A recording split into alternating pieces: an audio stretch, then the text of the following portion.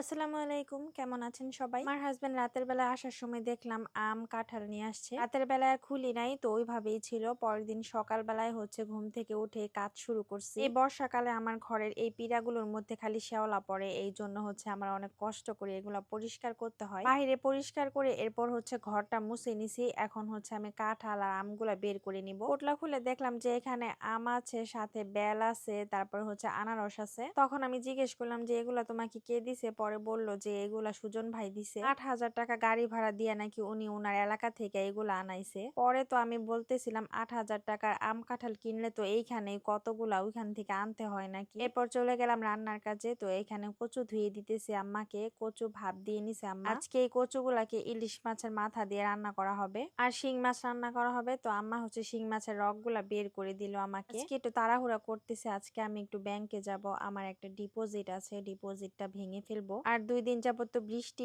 পড়তেছে খালি। এখন শিং মাছগুলাকে খুব সুন্দর করে আমি ধুয়ে নিতেছি। আর এইরকম সাদা সাদা না হলে কিন্তু একদমই ভালো লাগে না। এই বাটনাটা মাছ ধোয়ার কাজে বেশি ব্যবহার করি আমি। আম্মা শিং মাছটাকে একটু হালকা তেলের মধ্যে কষায় নিবে। আমরা এভাবে কষায় শিং মাছ রান্না করি। তেলের মধ্যে পেঁয়াজ দিয়ে দিল। পেঁয়াজটাকে সুন্দর করে ভাজা হয়ে গেলে আম্মা এক এক করে মশলা ব্যবহার করে। এক এক অঞ্চলের রান্না কিন্তু এক এক রকমের হয়। পেঁয়াজটা একটু ভাজা হলে আম্মা পরিমাণ মতো আদা রসুন বাটা দিয়ে দিল।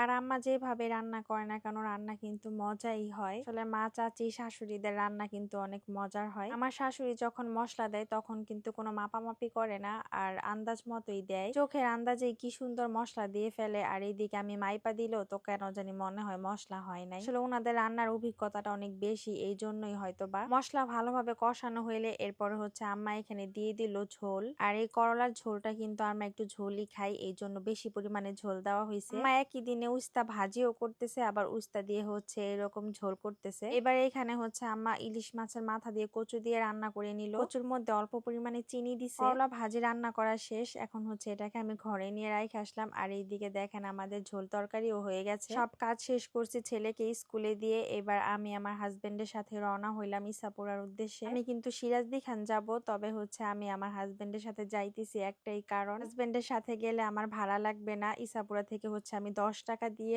চলে যাব সিরাজদি খান। ফাইনালি আমি চলে আসছি প্রাইম ব্যাংকে। তো এই ব্যাংকেই আমার একটা ডিপিএস ছিল। যাওয়ার কারণে ডিপিএস টা আমার প্রতি মাসে দেওয়া হয় না, এই জন্য ডিপিএস টা আমি ক্লোজ করে ফেললাম। আর ওই টাকাটা অ্যাকাউন্টে রেখে দিলাম। চিন্তা করছি আমাদের এলাকার ব্যাংকেই ডিপিএস করে নিব। আমার হাজবেন্ড কিন্তু আমাকে আগেই না বলছিল যে এই ব্যাংকে করতে। আসলে যাওয়া আসা খুবই ঝামেলার হয়। বাড়িতে যাইতেছি আর চিন্তা করতেছি ছেলের জন্য একটা ডিপিএস করব বেশি মেয়াদে, যেটা ও বড় হলে ওর জন্য কোনো কাজে লাগতে পারে। সবাই ভালো থাকুন, সুস্থ থাকুন, আল্লাহ হাফেজ।